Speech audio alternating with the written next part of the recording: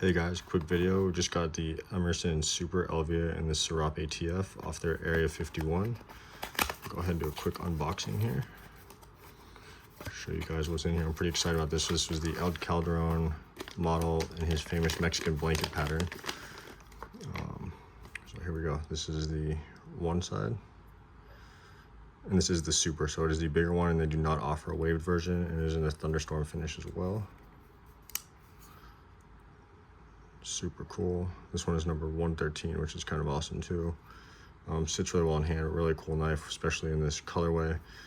Black pocket clip with the Sneak Reaper on the other side. So I just wanted to unbox this with you guys. Really cool. And this one's kind of special because, as far as I'm concerned, you cannot get these scales from Kahless in the Super Elvia size. So the only way to get this was their Area 51 site, and I believe they released 3 of these over the last week. Enjoy. Let me know if you guys have any questions.